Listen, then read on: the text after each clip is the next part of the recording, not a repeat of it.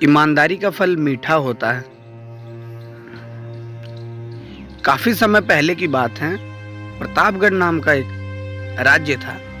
वहां का राजा बहुत अच्छा था, मगर राजा को एक सुख नहीं था। वह यह कि उसके कोई भी संतान नहीं थी।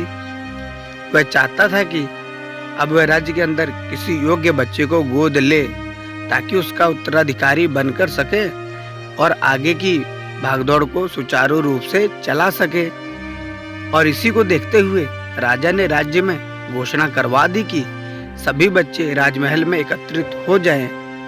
ऐसा ही हुआ।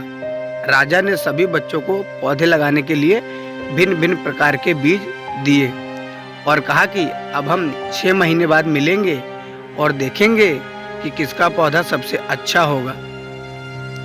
महीना बीता और बीत जाने के बाद एक बच्चा ऐसा था जिसके गमले में वह बीज अभी तक नहीं फूटा था, लेकिन वह रोज उसकी देखभाल करता रहता था और रोज पौधे को पानी देता था।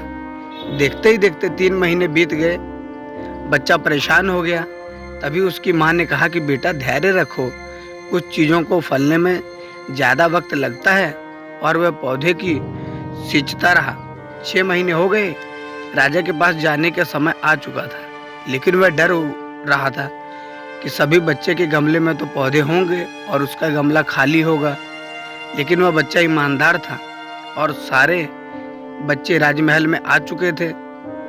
कुछ बच्चे जोश से भरे हुए थे, क्योंकि उनके अंदर राज्य का उत्तराधिकारी बनने की प्रबल लालसा थी।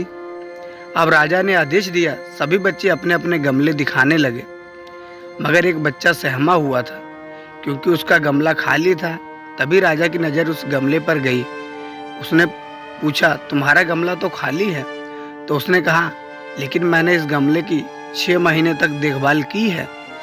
राजा उसकी ईमानदारी से खुश था कि उसका गमला खाली है। फिर भी वह हिम्मत करके यहाँ आ तो गया। सभी बच्चों के गमले देखने के बाद राजा ने उस बच्चे को सभी के सामने बुलाया। बच्चा सहम गया और राजा ने वह गमला सभी को दिखाया। सभी बच्चे जोर से हंसने लगे। राजा ने कहा, शांत हो जाइए, इतने खुश मत होइए। आप सभी के पास जो पौधे हैं वो सब बंजर हैं।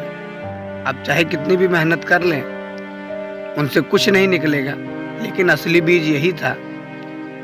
राजा उसकी ईमानदारी से बेहद खुश हुआ और उस बच्चे को राज्य का उत्तराधिकारी बना दिया। लेकिन हमें इस कहानी से क्या सीखने को मिला? मेरे हिसाब से अपने अंदर ईमानदारी का होना बहुत ज़रूरी है। तो ये थी हमारी आज की कहानी। आशा करते कहानी आपको पसंद आई होगी। कहानी कैसी लगी अपनी राय कमेंट में जरूर दें। वीडियो को लाइक करके दोस्तों को शेयर कर दें। चैनल पर नए हो तो सब्सक्राइब करना ना भूलें और साथ ही बेल आइकन को प्रेस करके ऑल पे सेट कर दें, ताकि ऐसी ढेर सारी रोचक कहानी आप तक पहुंचती रहे।